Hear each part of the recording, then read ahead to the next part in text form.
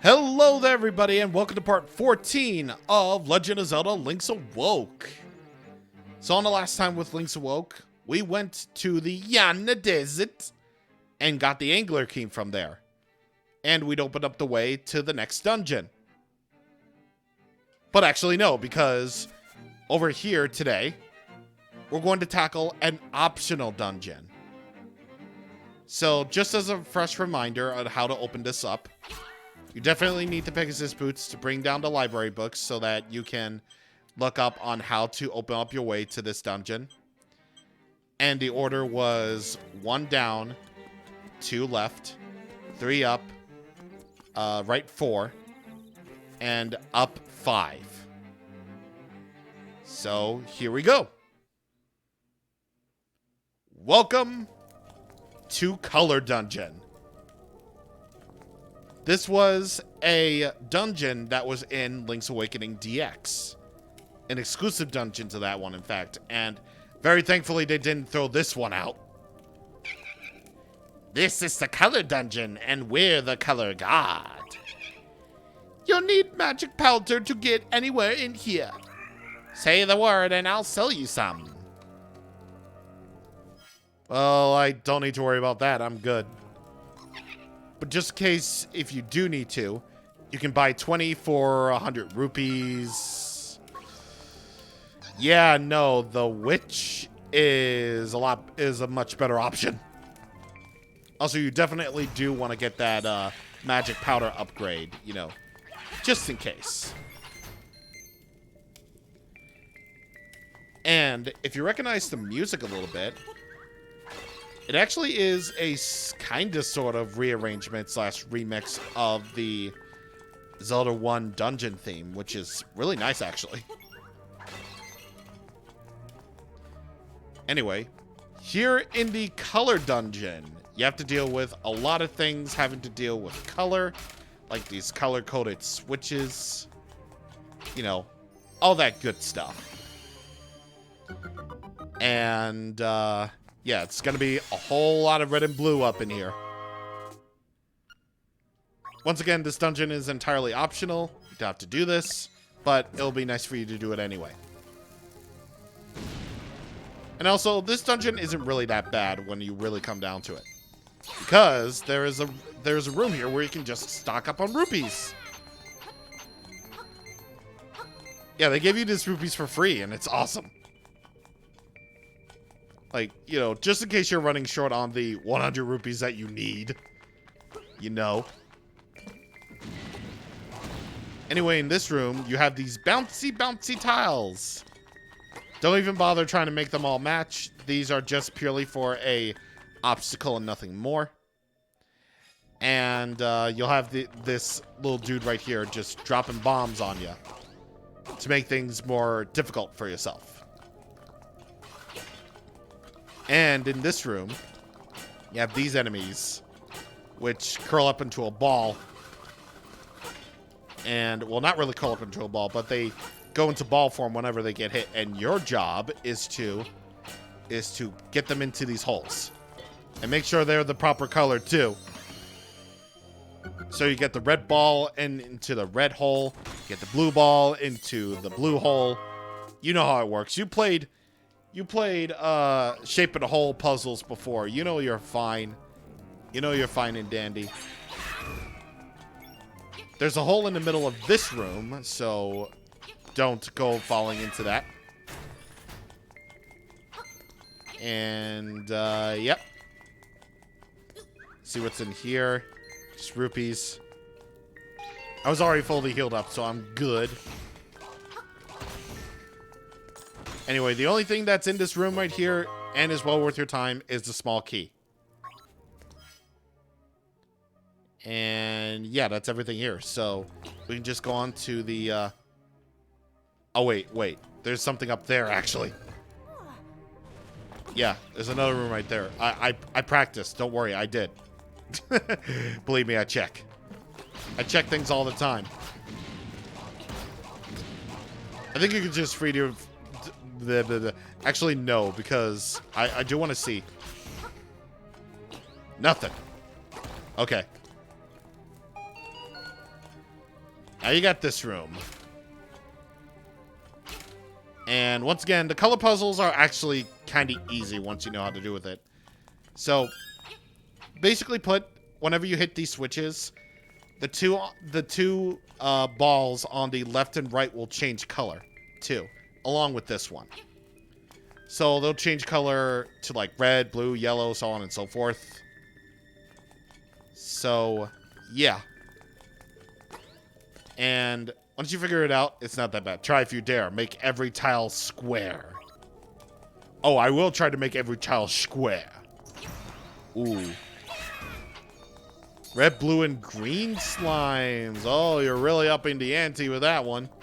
I see. You really are trying to do your best, are you? Yes, you are. Whoa! I am no weakling. Your pitiful sword is no match for me. God. I don't know. Like, even though these mini-bosses are easy, or these boss fights are easy, I just love how they have, like, dialogue for them. Again, I didn't mean to do that. It makes Link's Awakening truly unique in that respect. Anyway, this blob, this dude, will transform into a big electrical Zol type person. Which, something kind of actually funny about this type of enemy. Well, not this one. Basically spray your magic powder on the green dude and then attack the blue dude. Something funny about this particular enemy, these were called something that was sort of inappropriate in some other language. I totally forget which one. I just remember this fact. I just remember this factoid from, like, Did You Know Gaming, and apparently that foreign language name is like a euphemism. So, it's not any wonder why this wasn't named that in other languages. Yeah, that's seriously what they named it. But anyway. Go ahead and push these blocks in this order. And get yourself the nightmare key. This is an entirely optional nightmare, by the way. There's, like, no need for, like... There is really no need for you to be like, wait, nightmare key? Isn't this, like, required then? No, it isn't. This just follows the concept of every other dungeon that was found in this game. And nothing more than that. So open it up. And you already got another mini-boss. What a greedy fool! You want more power? A buffoon like you may as well give up and go home. So this dude, this mini-boss, whenever you hit him, he will stomp on the ground and he will do his best to stun you. You can't hurt him while he's all up in the air. So you're going to want to attack him. You just want to jump and attack. Jump and go. Jump and go. That's how you want to take care of this guy. Otherwise, just feel free to go to town with him. He's not really that difficult at all. I mean, unless you end up dying and not being very careful. Just like that. And by the way, I can absolutely refill, no problem. Probably in your best interest to do so anyway. But yeah, it's like those two guards at the beginning of the Color Dungeon said. You definitely do need magic powder, at least for the blob boss. So, if you don't have magic powder, then you might as well go back and get some from the witch. Because there's no way in heck that you're going to actually... there's no way in hell you're actually going to go back to pay up like 100 rupees just for 20 uses. When you can get so much more for, like, free.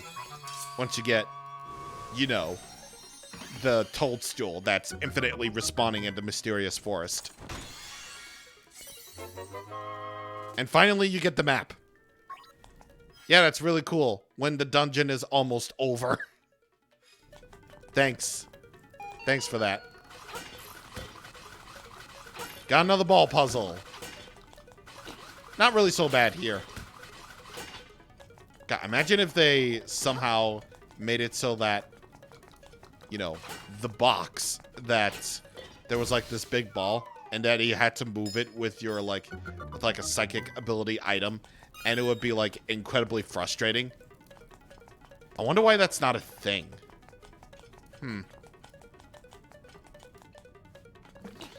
Anyway, continue to go left.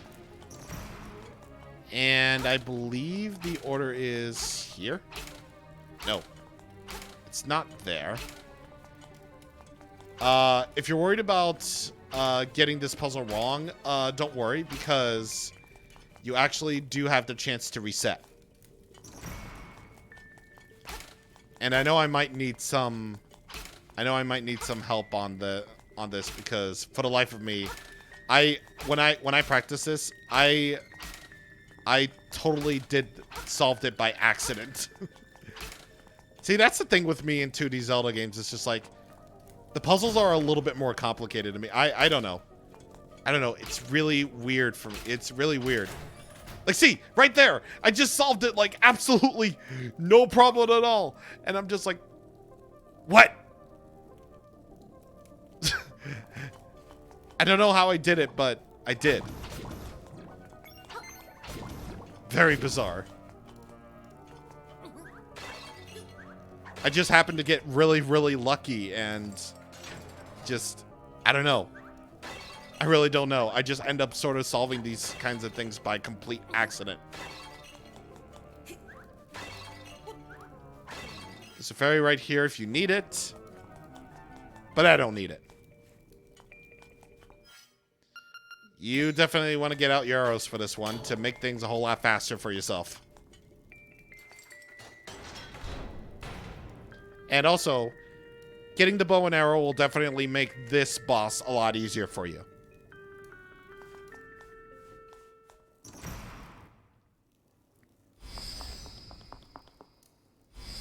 This is safe. I'm safe.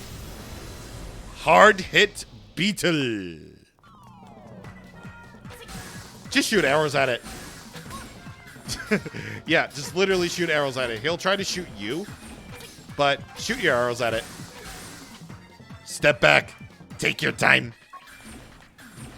At least he's being considerate.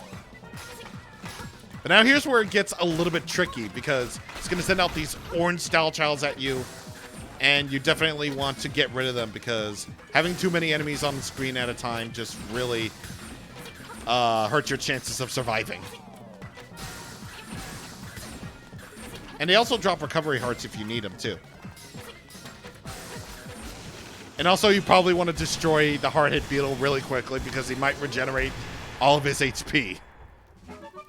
So, there you go. Oh, that almost cost me like all of my arrows, actually. I need to refill at the tool place. Get another fairy in a bottle. And here we go.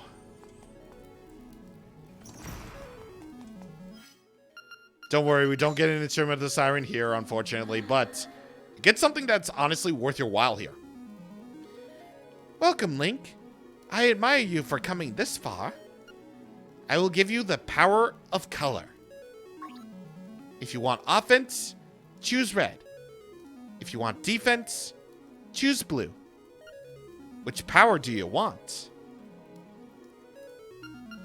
So, if we get the powerful red male, our attack will be doubled. However, if we get the sturdy blue male, you can get double defense. If you get neither, though, then you'll just be regular Link like always. But why would you pass this up? This is a really good deal. And even if you choose one male, you can always switch back to another male later. And I will show off the other male, of course. But for the vast majority of this, I'm going to go with blue male, because I love me my defense. As you wish, so it shall be. Wait, nah. Yes, I will. Relax and close your eyes.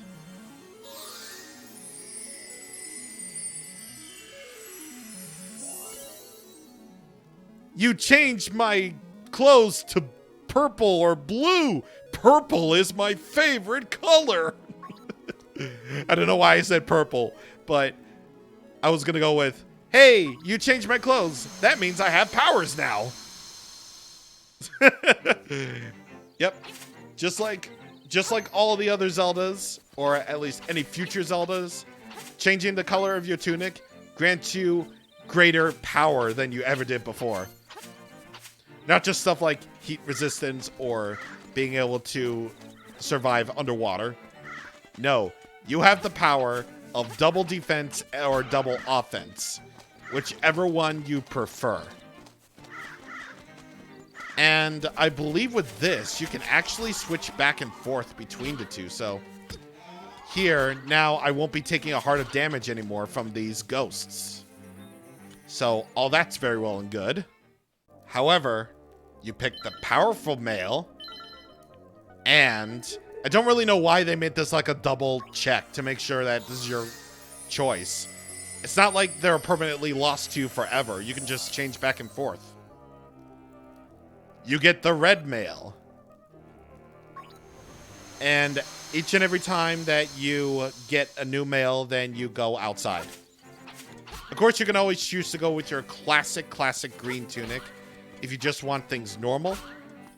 But again, why would you ever want that? So now you can effectively yeet people into the stratosphere with this power-up. And you can also kill more things in one hit. So if you made it this far in hero mode, this is actually a really, really good reward for doing so. I guess technically you don't really need the Pegasus boots at all. You can just go solve this thing absolutely no problem. But if you do want that hint, then it's right there. But yeah. So all you really do need is just like magic powder, and that's it. Yeah, it's just like all you really need is just magic powder, and yeah. Of course, all the other items would be nice, but this is just more of an opportune time to, you know, go through the color dungeon, as you have way more hearts, and also you have more tools at your disposal.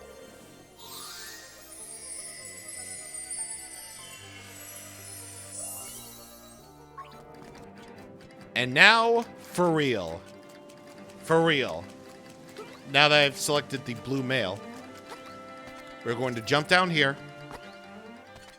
and we shall get started next time. So on the next time with Link's Awoke, we're heading into our next real dungeon. I took a quarter of heart of damage from a moblin. I'm not really that sorry.